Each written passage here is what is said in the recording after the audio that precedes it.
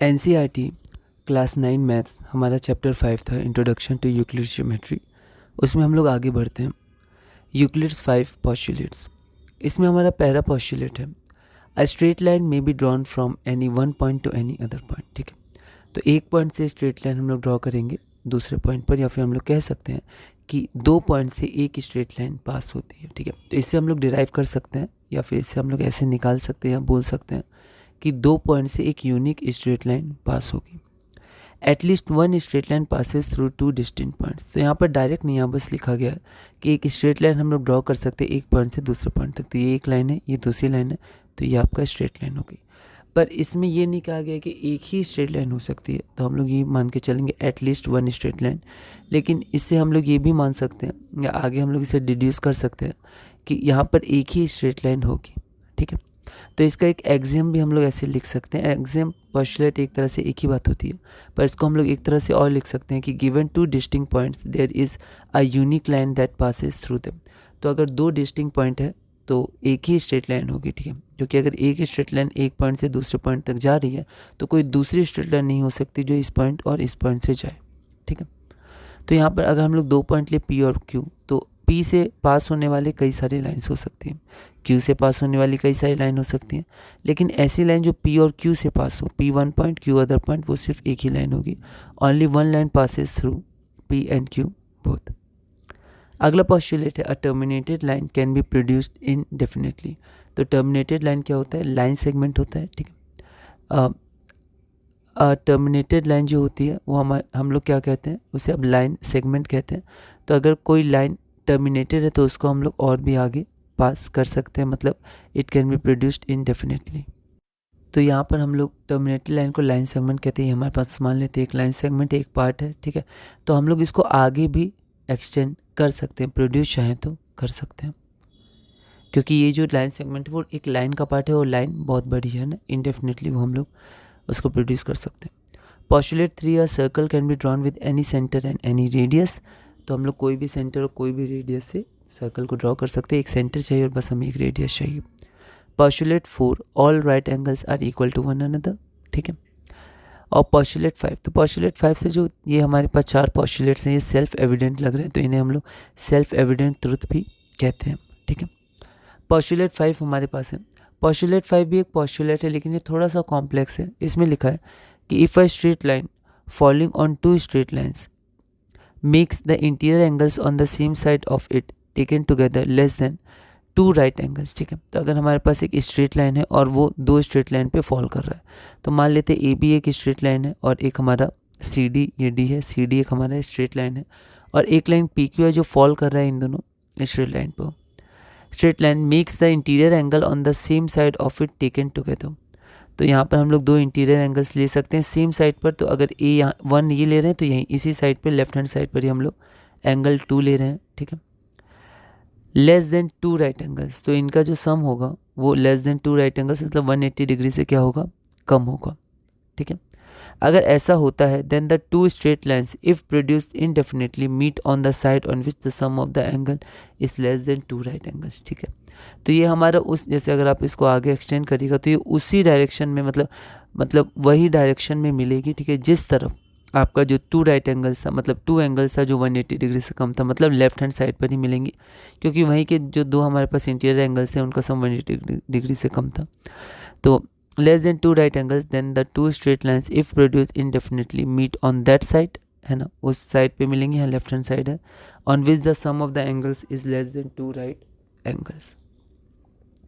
तो line P Q falls on line A B and C D such that the sum of the interior angles 1 and 2 is less than 180 degree, that is less than two right angles on the left side of PQ, left side पे है।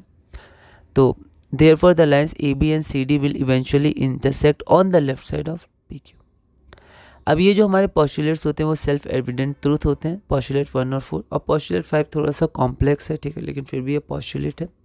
तो फिर क्या हुआ, जैसे अभी NCERT rationalise हुई है, तो अगर आप पहले पढ़िएगा एनसीईआरटी, पहले वाली एनसीईआरटी, तो उसमें जो फिफ्थ पोस्टुलेट है उसको प्रूव करने की कोशिश की गई। ठीक है, क्योंकि अगर वो प्रूफ हो जाता है तो फिर वो पोस्टुलेट नहीं होता है, पोस्टुलेट सेल्फ एविडेंट होते हैं, लेकिन वो प्रूफ नहीं हो पाया बाकी पोस्टुलेट्स की मदद से। लेकिन एक नॉन यूक्लिडियन ज्योमेट्री फिर उसको डिस्कवर किया गया, नॉन यूक्लिडियन ज्योमेट्री बनाई गई है ना, मतलब उसके बारे में हमें पता लगा कि सिर्फ यूक्लिडियन ज्योमेट्री नहीं, नॉन यूक्लिडियन ज्योमेट्री भी है, स्फेरिकल ज्योमेट्री और भी कई तरह की ज्योमेट्री होती हैं, ठीक है। तो उसके बारे में अभी नहीं पढ़ना है, ठीक है, हमें बस रैशनलाइज के अनुसार बस इतना ही जानना है। तो ये जो पॉस्टुलेट्स होते हैं वो सेल्फ एविडेंट ट्रुथ होते हैं, स्पेशली पॉस्टुलेट 1 to 5, तो हम लोग पढ़ के ही पता कर सकते हैं कि सेल्फ एविडेंट है। These postulates are accepted without any proof. Postulates and axioms, ये टर्म्स क्या होते हैं, ये इंटरचेंजेबली हम लोग जनरली यूज़ कर लेते हैं। पॉस्टुलेट हमारा वैसे एक वर्ब है, जैसे हम लोग बोले लेट अस पॉस्टुलेट, तो इसका मतलब होता है let us make some statement, यहाँ 2 बार समा गया। Let us make some statement based on the observe phenomenon in the universe, it's truth या validity is checked afterwards, if it is true then it is accepted as a postulate. तो अगर हम लोग कोई चीज़ पॉस्टुलेट करते हैं तो सबसे पहले हम लोग एक स्टेटमेंट लिखते हैं या स्टेटमेंट बोलते हैं based on some observe phenomena, और फिर हम लोग ट्रूथ और वैलिडिटी को चेक करते हैं, और अगर ये ट्रू हुआ तब वो जो हमने माना था पॉस्टुलेट वो फिर पॉस्टुलेट बन जाता है। अब हमारे पास अगला है consistence axioms. A system of axioms is called consistent if it is impossible to deduce from these axioms a statement that contradicts any axiom or previously proved statement। तो कोई भी एग्जाम को हम लोग कंसिस्टेंट तभी मानते हैं जब उससे हम लोग कुछ ऐसी बात, ऐसा स्टेटमेंट या ऐसी कोई चीज़ डिड्यूस ना कर पाए, ठीक है, जो किसी और प्रीवियसली हेल्ड थ्योरम या एग्जाम्स को कॉन्ट्राडिक्ट करता है। So when any system of exams is given it is necessary to ensure it needs to be ensured that the system is consistent।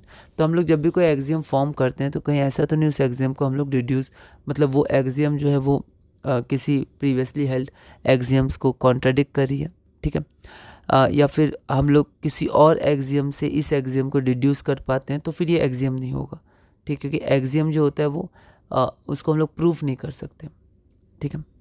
तो अगर हम लोग कोई गिवन एग्जाम्स को किसी और एग्जाम्स की मदद से डिड्यूस कर सकते हैं, प्रूव कर सकते हैं, तो वो एग्जाम नहीं रहा अब, ठीक है। तो when any system of exams is given it needs to be ensured that the system is consistent. Euclid's axioms and postulates, Euclid's proved other results using the stated axioms and postulates. तो Euclid ने बहुत सारे exams मतलब exams का use करके बहुत सारे theorems उन्होंने प्रूव किए। डिडक्टिव रीजनिंग, 2 तरह की रीजनिंग होती है, डिडक्टिव, इंडक्टिव, ठीक है। ये सब मतलब मैथ्स का प्रूफ थ्योरी होती है, मतलब प्रूफ जब हम लोग करते हैं मैथ्स को डिटेल में, जब हम लोग समझते हैं एक एक बातें, तो उसमें ये होती है। ये हम लोग को हायर क्लासेस में आप पढ़ना है, अगर आप इसको कोर में लेते हैं और आगे बढ़ते हैं इस डोमेन में। तो डिडक्टिव होती है, एक इंडक्टिव होती है। अपेंडिक्स में आप ये सब की बेसिक जानकारी ले सकते हैं एनसीईआरटी बुक में। The statements that were proved are called propositions और थ्योरम्स। तो इन एग्जाम की मदद से हम लोग जो स्टेटमेंट्स को प्रूव करते हैं उनको हम लोग प्रपोजिशंस या थ्योरम्स कहते हैं। यूक्लिड डिड्यूस्ड 465 प्रपोजिशन, तो उन्होंने 400 ओके, तो उन्होंने 465 प्रपोजिशन डिड्यूस किए in a logical chain using his axioms, postulates, definitions and theorems proved earlier in the chain, ठीक है। तो उन्होंने 465 प्रपोजिशन लॉजिकली क्या किए, डिड्यूस किए, गिवन मतलब जो एग्जाम्स माने थे उससे। तो अब हम लोग क्या करते हैं, अब हम लोग एक क्वेश्चन देखते हैं, ठीक है। क्वेश्चन बस देखेंगे, और भी कुछ क्वेश्चन है लॉजिकल क्वेश्चन, उनको आप ट्राई करिएगा। एक क्वेश्चन हम लोग देख लेते हैं। ये क्वेश्चन हमारे पास है एनसीईआरटी सॉल्व एग्जाम्पल का। If A, B and C are 3 points on a line and B lies between A and C, then prove that A B plus B C is equal to A C. तो हमारे पास question है कि if A, B and C are 3 points on a line and B lies between A and C, then prove that A B plus B C is equal to A सी, ठीक है। ये हमें obvious लग रहा है, लेकिन इसको भी हम लोग प्रूव कर सकते हैं, ठीक है। तो हम लोग देखते हैं कैसे। तो यहाँ पर हमने ये फिर से ड्रॉ कर दिया, बी लाई कर रहा है ए और सी के बीच में। तो यहाँ पर यूक्लिड का एक एक्सियम था जो कहता था कि things which coincide with one another are equal to one another. तो हमने पहले ए बी लिया और फिर हमने यहाँ से बी सी लिया और हमने एक ए सी ले लिया। अब ये दोनों एक दूसरे पे कॉन्साइड करेंगे, ठीक है। तो अगर ये दोनों एक दूसरे पे, अगर मैं यहाँ पर थोड़ा अच्छे से ड्रॉ कर दूँ, ए सी है ना, सेम लेंथ होगा, तो ये दोनों एक दूसरे पे कॉन्साइड करेंगे। तो ये बेसिकली एक ही लाइन सेगमेंट है। तो अगर ये एक दूसरे पे कंसाइड कर रहे हैं तो ये दोनों एक दूसरे के इक्वल है। So it can be deduced that A B plus B C equal to C. Deduction होता है, डिडक्टिव रीजनिंग मतलब कुछ चीज़ें हैं उससे हम लोग और क्या क्या डिड्यूस कर सकते हैं, निकाल सकते हैं लॉजिकली, ठीक है। In this solution it has been assumed that there is a unique line passing through 2 points, ठीक है। तो ए और सी के से एक यूनिक लाइन है, वैसे ए और बी से यूनिक है, बी और सी से यूनिक है, ए बी सी कोलिनियर है। तो ऐसे करके आप कुछ कुछ समझ सकते हो सकता है सब मैथमेटिकल स्टेटमेंट से हर चीज़ समझ में ना आए, कोई दिक्कत नहीं है, क्योंकि ये सब एडवांस स्टडी है जब हम लोग बहुत ही डिटेल में से पढ़ते हैं, समझ में भी आ सकता है, कोई दिक्कत नहीं, थोड़ी थोड़ी बातें समझ में आती हैं, लेकिन ये पूरा एक डिटेल्ड स्टडी होता है, ये प्योर मैथमेटिक्स और जो प्रूफ थ्योरी वगैरह जो होते हैं मैथमेटिक्स के पार्ट, उनका ये पार्ट होता है, ठीक है। तो यहाँ पर मैंने कुछ कुछ यहाँ पर लिख दिया, अगर हर बात समझ में आए कोई दिक्कत नहीं, कुछ कुछ हम लोग थोड़ी थोड़ी चीज़ें मान के आगे बढ़ सकते हैं। अब अगला हम लोग एक थ्योरम देख लेते हैं, 2 distinct lines can not have more than 1 point in common, ठीक है। तो अगर हमारे पास 2 डिस्टिंक्ट लाइन है तो उनके पास एक पॉइंट से ज़्यादा कॉमन नहीं हो सकता, ठीक है। कोई भी 2 लाइन्स के 2 पॉइंट कॉमन नहीं हो सकते, ठीक है, क्योंकि वो 2 पॉइंट से फिर एक ही लाइन जाएगी, मतलब वो दोनों लाइन बराबर होनी चाहिए, या तो दोनों पैरेलल हैं, ठीक है, कोई दिक्कत नहीं, कोई पॉइंट कॉमन नहीं होगा, लेकिन अगर कॉमन होगा तो एक से ज़्यादा नहीं होगा, क्योंकि अगर एक से ज़्यादा हो गया, 2 हो गए, 3 हो गए, फिर वो सेम लाइन है, क्योंकि 2 पॉइंट से एक ही लाइन पास करती है, मतलब 2 पॉइंट कॉमन है, वो दोनों लाइन सेम है। तो इसी के साथ हमने बेसिकली ये ब्रीफ में ये चैप्टर पढ़ा है ना, थोड़ा थ्योरेटिकल चैप्टर था, मतलब इसका जो एप्लीकेशन है वो बिल्कुल आता है, बहुत ज़्यादा यूज़ होता है मैथ्स में, ताकि हम लोग बाकी चीज़ों को प्रूव कर पाएँ, लेकिन ये थोड़ा सा हमें समझने वाला था। तो अब क्लास 3 है, इसमें हम लोग बस थोड़े से क्वेश्चंस या कुछ पार्ट करेंगे, इसमें ऐसे है नहीं कुछ ज़्यादा, तो इसमें कुछ डेफिनेशंस थी, कुछ एग्जांपल्स थे, पर फिर भी एक बार आप एग्जांपल्स करिएगा, इससे आप सोच पाइएगा, ठीक है, मैथ्स कैसे धीरे धीरे काम करता है, क्या होता है एक्चुअल मैथ्स में। तो इसी के साथ हमने ये चैप्टर अपना पूरा किया।